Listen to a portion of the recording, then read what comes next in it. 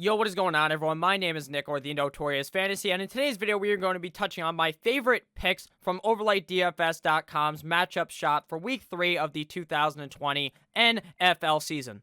Now, you might be wondering, Nick, what is the matchup shop? Well, the matchup shop on OverlayDFS.com is the best way to play DFS games in fantasy football. Pretty much what it is, it's a player versus player matchup system, but in this case, you are getting odds on each pick. You're getting the nice spread. So, who scores more fantasy points? Cam Newton by losing 7 points. He loses 7 points total at the end, and Derek Carr gets plus 7 points. Now, these lines do move. So, as I'm recording this right now, you guys might see this. You guys are going to be seeing this in the morning. The odds may be slightly different, so I'm going to be discussing how much the line has to move before I'm very uncomfortable making the pick. So the rules on here are very simple. It's 4 point per passing touchdown, 6 point for receiving and rushing touchdown, and it's half point PPR. It's pretty much set up just like your normal fantasy football league. So in this video, again, we are just going to be touching on my favorite picks from the slate. There is a million picks you can make this week. Look how far you can scroll down. This is just all 1 o'clock games.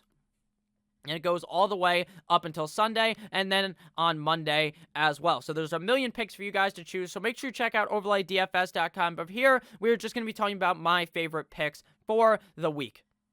Now, right here, I have an excellent matchup that I love. It's Julio Jones versus Calvin Ridley. Now, Julio Jones is banged up, so if he doesn't end up playing, he is a game-time decision. This matchup will get voided, so understand that. If the guy doesn't end up playing at all, like he doesn't start in the game, then Overlay DFS gives you your money back, and they don't actually count the game. But if he does start in the game, he is dealing with hamstring injury. So this is injuries. So this is going to be something that you can really exploit here because he's going to be hobbled in this game. So I'm going Calvin Ridley here. If he does play, I think that Calvin Ridley is going to be able to easily lock him down. Now up here, I don't know if you guys can see it, you probably cannot. You pick your matchup, and then you select how much you guys want to risk on the matchup. So Calvin Ridley to beat out Julio Jones plus half a point. You can actually bet the value that you want to bet in each and every single matchup. So you choose how much you want to wager. It's kind of like a real bet that you would take from your bookie, but this time it is fantasy football relevant. I'm going to talk about like what it looks like when you put in the picks after this. So next game here that I think, or next player matchup here that I think is important to note is Robert Woods versus Cooper Kupp. Now, in this matchup, they are going to be playing up against a tough Bills defense, and the Bills have a corner that is going to be shadowing Robert Woods, which is very good for Cooper Kupp. Now, I expect them to be close in this game, but with the spread being 0 right now, so you're pretty much just a straight-up matchup. Now, this could change by the time you're watching this, even if it goes to about say probably a point in Cooper Kupp's favor. Say you're losing a point, I would still bet it. I like Cooper Kupp in this matchup to beat out Robert Woods. Now, I think it is going to be close, but at the end of the day, that's just how I'm feeling, so I'm going to go with Cooper Kupp here in that matchup. Next one, as we scroll down here, that I like is Julian Edelman versus Keenan Allen. Now, you're giving Keenan Allen an additional 0.5 points. Now, while that might not seem a lot,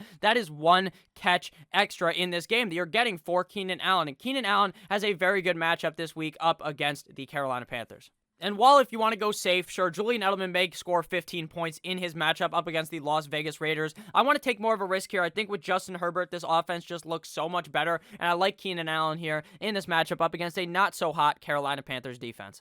Another easy one here is Tyler Boyd versus A.J. Green. A.J. Green is going to be shadowed by the Eagles corner, Darius Slay, in this game. Now, even if he wasn't being shadowed by him, I'd still think Tyler Boyd was going to be better. Plus, you're getting plus 1 point for Tyler Boyd in this game. So to me, that just seems like a lock there, a very, very easy pick to make, in my opinion. Another one I like a lot is David Montgomery versus Todd Gurley. Now, they are playing against each other in this game. The Falcons are playing the Bears, and I like David Montgomery here. You're getting an additional 2 points. Even if this was straight up, I would still take David Montgomery in this game. Todd Gurley is sure a very safe option in fantasy football. Probably good for 8 to 10 points, maybe 14 if he ends up scoring a touchdown. But David Montgomery is going to be able to dissect this shit tier Atlanta Falcons defense. So I think that David Montgomery is going to put up a big week this week. I really like that pick. Next one I really like here is Michael Gallup versus Darius Slayton. I don't even understand in what world Michael Gallup is getting a point and Darius Slayton is losing a point. Even if this was flipped opposite where you're getting an extra point for Slayton and losing a point for Gallup, I still like Gallup. Gallup has a juicy matchup this week up against the Seattle Seahawks where I think we are going to be seeing a back and forth game, and in that case, I think Michael Gallup would be a locked and loaded pick here to have a great game, especially when the Giants are not even looking that good recently, and Darius Slayton, sure, he could beat him out by having 2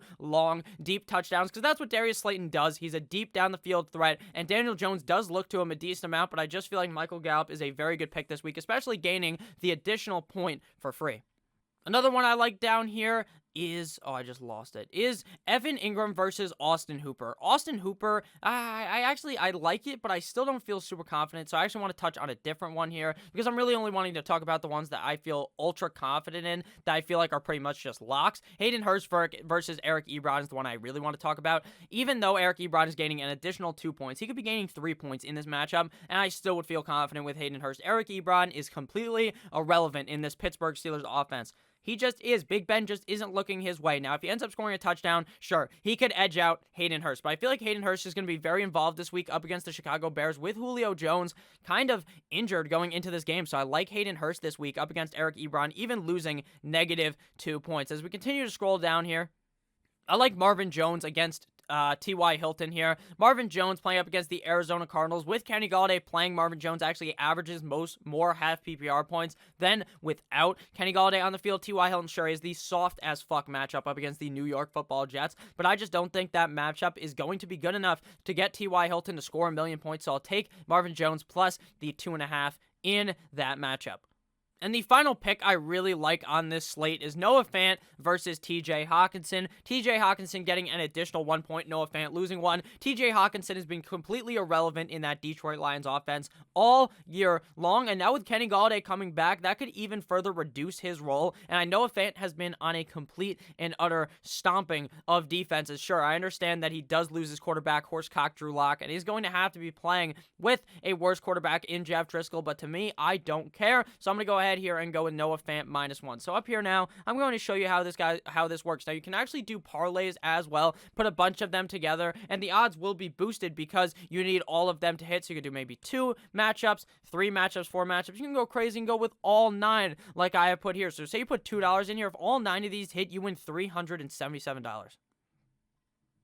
Now, understand that hitting a parlay on 9 picks is damn near impossible. But if you just want to sprinkle $1, even if you just want to sprinkle, just $1 wins you $188. Things like that are just things that make watching the football games more fun. But we're not going to be doing that here. We may actually end up doing it. I'm going to show you guys what it looks like when you're actually picking. So I'm going to move myself over here on the side. So say for Calvin Ridley, you feel super duper confident that he dismantles Julio Jones, right? So you put $10 there, you win 18. For Cooper Kupp, say you're not as confident, you want to put $8 down to beat out Robert Woods, you get $14. It's -125. You can easily calculate how that works. So I like this website so much. OverlayDFS, they are a sponsor of mine, but I do actually play on it. I play all these matchups that I talk about. I don't just give them to you and then run away and don't play them. I love this website and I play on it a lot. So I hope that you guys ended up enjoying this, and I hope that you guys join me here on OverlayDFS.com. So have a great rest of your guys' day, and let's have some fun watching these games on Sunday. Join me with these picks, or maybe you guys have some picks of your own that I didn't even talk about that you guys want to talk about down below in the comments. I love you all. Have a great rest of your guys' day. Goodbye.